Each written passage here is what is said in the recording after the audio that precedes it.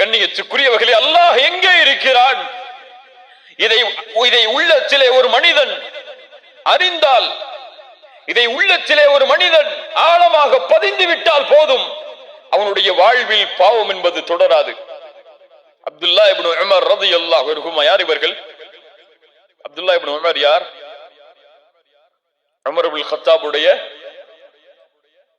மகனார். அப்துல்லா இப்னு உமர் அவர்கள் மக்காவுடைய ஒரு மலையின் அருகிலே நடந்து செல்கிறார்கள்.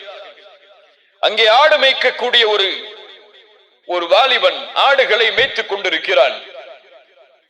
அவரை பார்த்து அப்துல்லா இப்னு உமர் அவர்கள் கேட்டார்கள், வாலிபா, இந்த ஆடு யாருடையது? அந்த வாலிபன் சொன்னான், இந்த ஆடு என்னுடைய எஜமானருடையது. அப்படியா? ஒரு ஆட்டை எனக்கு விற்றுவிடு, உன் எஜமானிடத்திலே சென்று ஆடுகளை ஓனாய் தின்று விட்டது என்று கூறிவிடு என்று. அந்த மனிதன், அந்த வாலிபன் திரும்ப சென்றான். அப்துல்லா இப்னு உமர் அவர்களுக்கு எந்த பதிலும் சொல்லாமல் அழைத்து கேட்டார்கள், வாலிபா, பதில் சொல்லி செல்.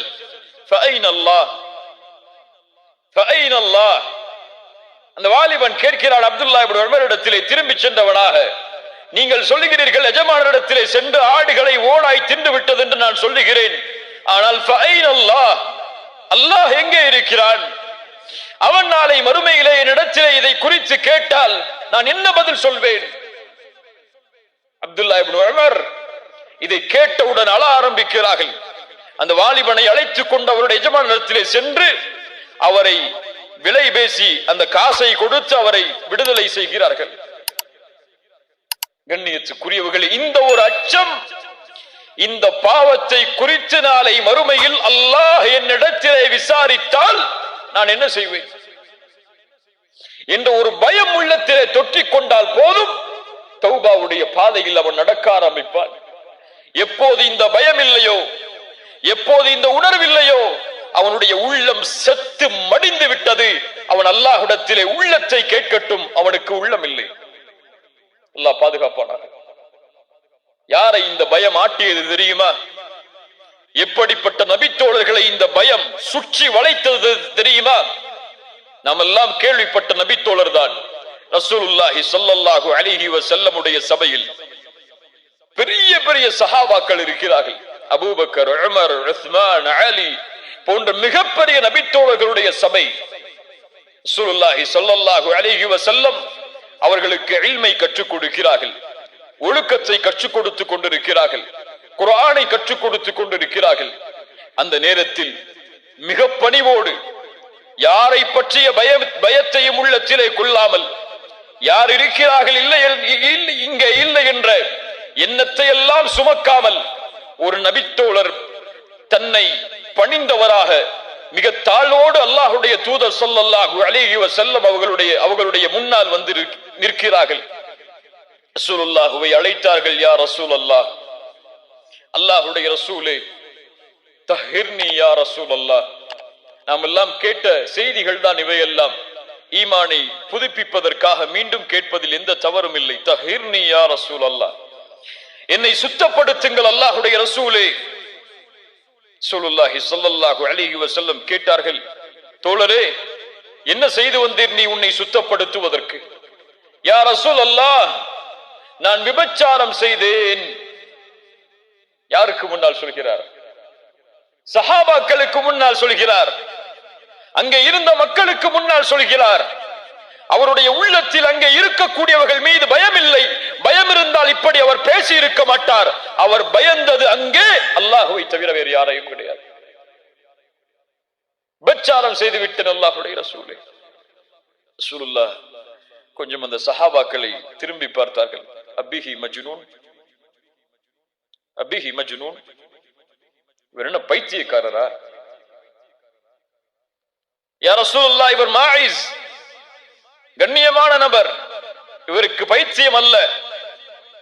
இவர் மது அருந்திருக்கிறாரா? கொஞ்சம் அவரிடத்திலே பக்கத்தில் சென்று பார்த்து வாருங்கள்.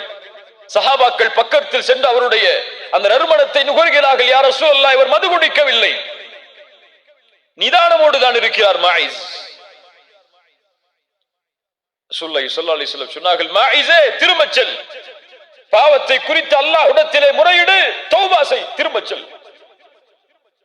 கொஞ்ச தூரம் செல்கிறார், திரும்பி பார்த்தார். யா ரசூலல்லாஹ் தஹிர்னி யா ரசூலல்லாஹ், என்னை சுத்தப்படுத்துங்கள் அல்லாஹ்வுடைய ரசூலே. மாயிஸே திரும்பச் செல், அல்லாஹ்விடத்திலே தௌபா செய், அல்லாஹ் உன் பாவத்தை மன்னிப்பார். யா ரசூலல்லாஹ், இந்த குற்றத்திற்கு தண்டனை இது வல்லவே. மாயிஸ் அவர்கள் குற்றத்தை ஒப்புக்கொள்கிறார்கள். ரசூலுல்லாஹி ஸல்லல்லாஹு அலைஹி வஸல்லம் அவருக்கு ஹத்தை நிறைவேற்றுமாறு சஹாபாக்களுக்கு கட்டளையிடுகிறார்கள். ரசூலுல்லாஹுடைய அந்த பாசம், அந்த நேசம் யாரும் நிரூபிக்கவில்லை. அந்த குற்றத்தை சாட்சிகள் யாரும் இல்லை தண்டனையை கொடுப்பதற்கு, அவரே சாட்சி. ரசூலுல்லாஹ் அதனால் அவகாசம் கொடுக்கிறார்கள். யாரும் உன் குற்றத்தை சாட்சியாக வந்து முன்னால் நிற்கவில்லை, நீ செல். ஆனால் அவர் சென்றிருக்கலாம். அவர் தௌபா செய்திருந்தால் குர்ஆனுடைய வசனம் சொல்லுகிறது அல்லாஹ் அவரை மன்னித்திருப்பான். ஆனால் அவருடைய உள்ளத்தில் இருந்த பயம், இந்த உலகத்தில் நான் தப்பிக்கலாம், நாளை மறுமை என்ற ஒரு நாள் வந்தால் அல்லாஹ் ரப்புல் ஆலமீன் என்னை கை நீட்டி அல்லாஹ் விசாரித்தால் அந்த நேரத்தில் நான் என்ன செய்வேன் என்ற ஒரு பயம் அவருடைய உள்ளத்தை நடுங்க வைத்தது. கண்ணியத்துக்குரியவர்களே, ரசூலுல்லாஹ் தண்டனையை கொடுக்க சொல்கிறார்கள். சஹாபாக்கள் கல்களை எறிகிறார்கள். அவருக்கு தண்டனை கொடுக்கப்படுகிறது. தாங்க முடியாமல் மாயிஸ் ஓடுகிறார். ரசூலுல்லாஹி ஸல்லல்லாஹு அலைஹி வஸல்லம் அவரை பிடித்து வருகிறார்கள் நபித்தோழர்கள் தண்டனையை கொடுப்பதற்காக. ரசூலுல்லாஹ் சொன்னார்கள், அவரை நீங்கள் விட்டிருக்கலாமே, அவர் சென்று தௌபா செய்திருந்தால் அல்லாஹ் மன்னித்திருப்பானே. அவருடைய ஆடை கொஞ்சம் விலகுகிறது. அந்த தண்டனையை கொடுக்கும் பொழுது ரசூலுல்லாஹி ஸல்லல்லாஹு அலைஹி வஸல்லம் சொன்னார்கள், அவரை நீங்கள் மறைத்திருக்கலாமே. மாயிஸ் தண்டனை கொடுக்கப்பட்டு அவருடைய ஜனாசா கொண்டு வரப்படுகிறது. அப்போது அந்த சபையில் இருந்த 2 நபித்தோழர்கள் சொல்கிறார்கள், இவரைத்தான் அல்லாஹ் மறைத்தானே, இவருடைய பாவத்தை தான் அல்லாஹ் மறைத்து விட்டானே, இவர் நினைத்திருந்தால் சென்றிருக்கலாமே. ஆனால் ஒரு மிருகத்துடைய வர்ணனையை சொல்லி அந்த மிருகம் இறப்பதை போன்று இவர் இறக்கிறாரே என்று பேசுகிறார்கள் 2 நபித்தோழர்கள். ஸல்லல்லாஹு அலைஹி வஸல்லம் அவர்கள் எதுவும் சொல்லவில்லை. அந்த நேரத்தில் கொஞ்ச தூரம் ரசூலுல்லாஹ் நடக்கிறார்கள்.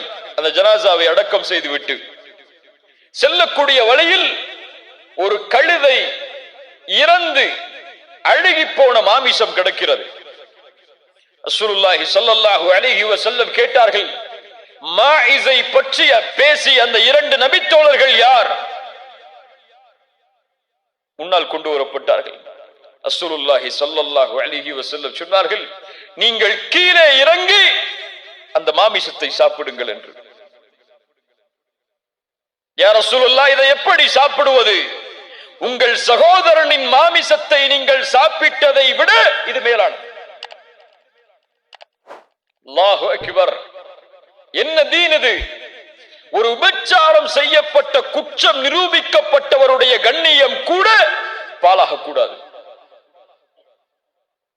அது பாழாகாமல் ஒரு நபி அந்த கண்ணியத்தை பாதுகாக்கிறார்கள் என்றால் இந்த சமூகத்துடைய நிலைமை எங்கே முஃமின்களின் கண்ணியம் பாதுகாக்கப்படுகிறது?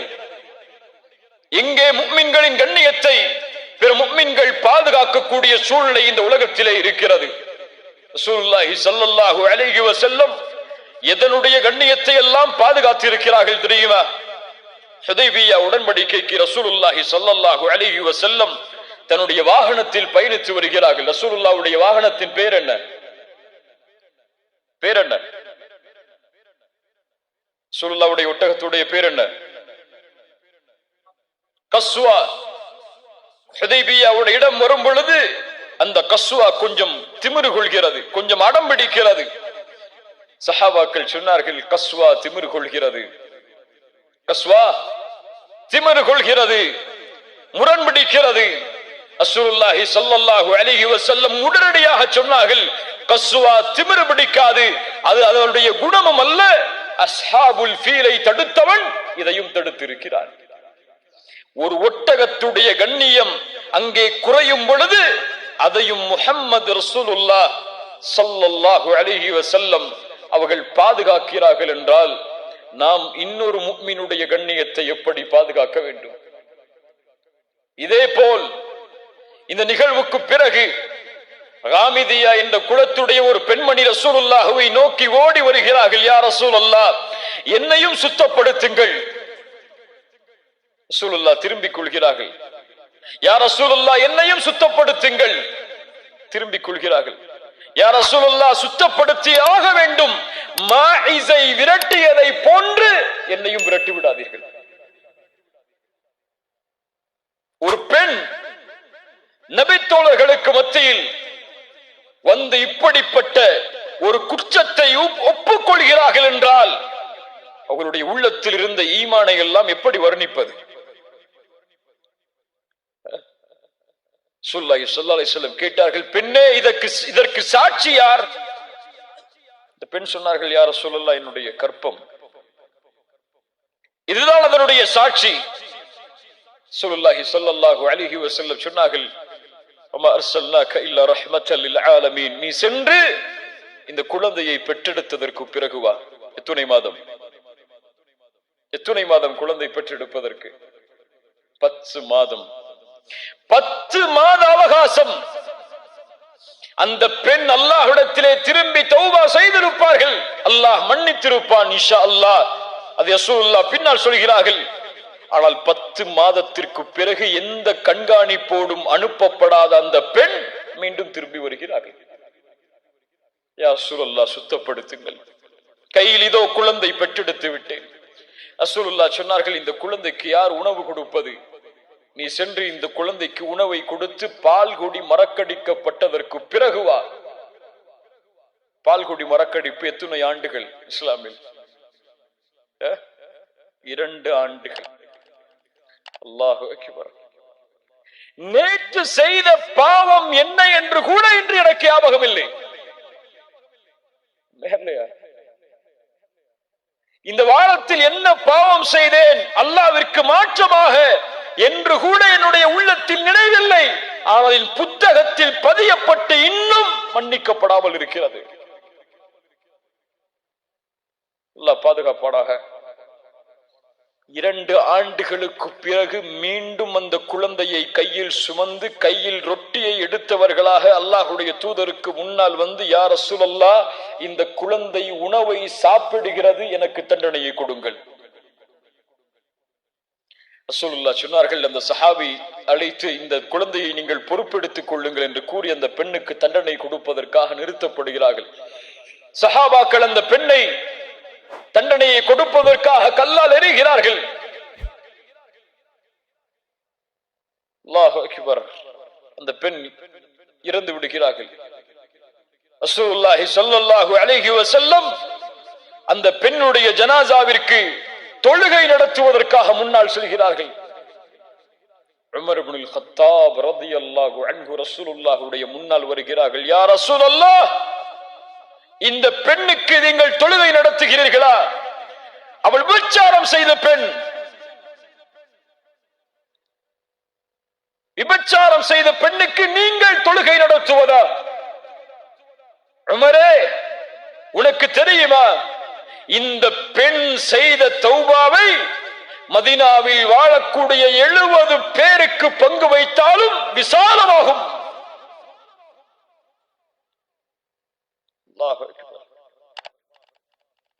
இப்படிப்பட்ட பெண்ணை பார்த்தா இப்படி சொல்கிறாய்?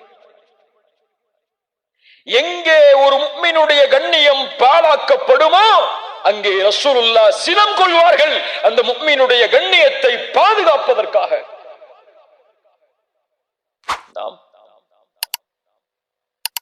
அவர்கள் விபச்சார குற்றம் செய்திருந்தாலும் அவனும் முஃமின் தான், அவனுடைய கண்ணியமும் பாதுகாக்கப்பட வேண்டும் என்று முஹம்மது ரசூலுல்லாஹ் ஸல்லல்லாஹு அலைஹி வஸல்லம் விரும்பினார்கள். அவர்களை பின்பற்றக்கூடிய நாம் இன்னும் விரும்பவில்லை. எப்படி? அல்லாஹ் பாதுகாப்பானாக. கண்ணியத்துக்குரியவர்களே,